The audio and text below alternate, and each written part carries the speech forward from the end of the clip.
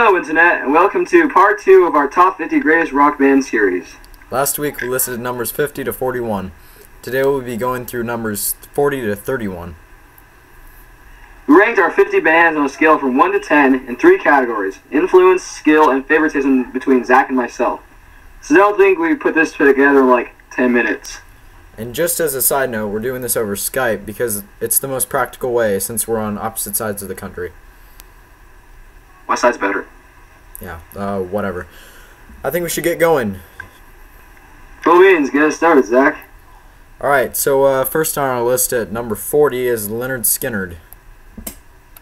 Lynyrd Skynyrd was formed in 1964 in Jacksonville, Florida by teenage friends Ronnie Van Zant, Alan Collins, and Gary Rossington. They are most well known for the popularization of the southern rock genre in the 70s. Unfortunately, 3 members died in a plane crash in 1977 at the peak of their success, putting a sudden end to their popularity. Lynyrd Skynyrd was inducted into the Rock and Roll Hall of Fame in 2006. They have several popular hits, including Simple Man, Free Bird, and Sweet Home Alabama. Alright, next at number 39 we have Joan Jett.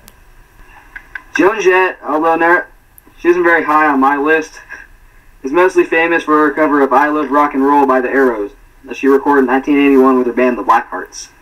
Despite Ed's strange taste in music, she still has several gold and platinum albums, and has been called the Queen of Rock and Roll by some.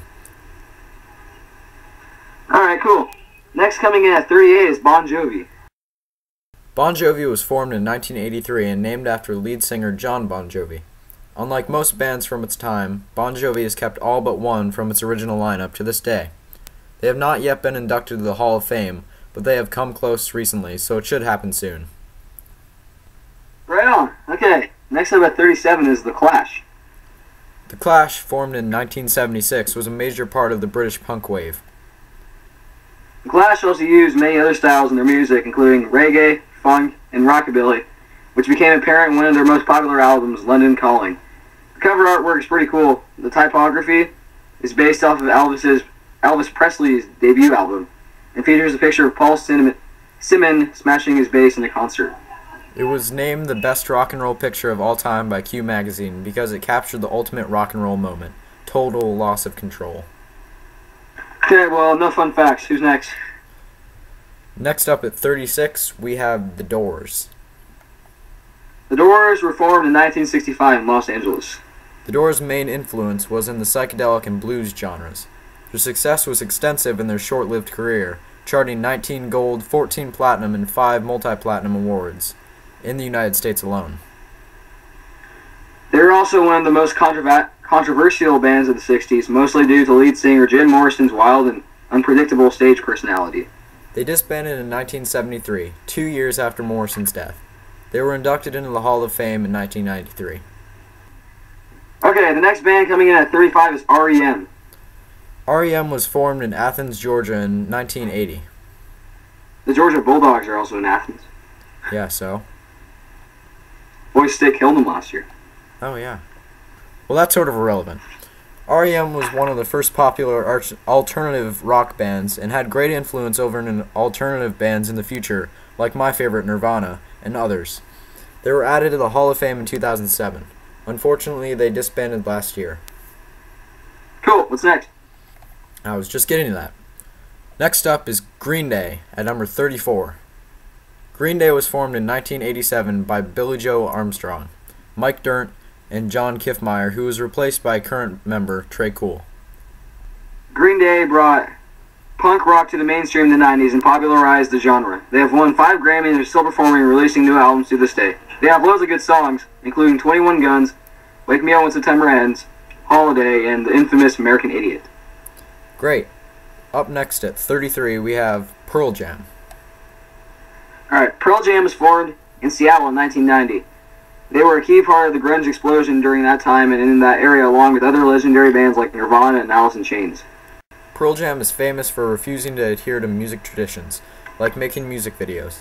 They by far outlasted their other grunge compadres and are known as one of the most influential bands of the 90s. Okay, next at number 32 we have Santana. Wow, almost done. Yeah, time flies when you're having fun. Yeah, cheesy. Alright, Santana was formed in the late 60s by Mexican guitarist Carlos Santana. They first came to attention when they performed at Woodstock. The great influence in Latin rock as well as other genres has earned them a plethora of awards. Haha, plethora. Would you say that Santana has a plethora of awards? Yes, I would. Alright, now, as I was saying, Santana has earned 11 Grammys all in 1 year as a band and several more for their albums. They also have several gold, multi-platinum, and a U.S. diamond record for Supernatural. That is a plethora. Indeed. Alright, who's last? Alright, well, last but not least, we have Sex Pistols at 31. The Sex Pistols were formed in 1975 in the UK. They kicked off the 70s British punk wave that included The Clash and other bands. Although not a personal favorite, there's no denying the Pistols' influence in music and punk subculture.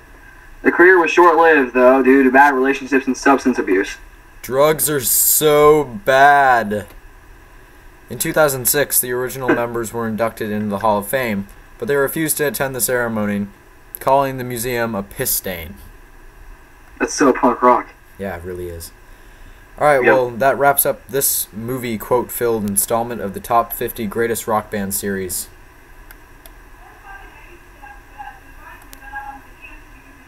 Remember, if you have any suggestions for videos or anything else, post a comment or email us at trueduckinprod@gmail.com. And don't forget to like the video.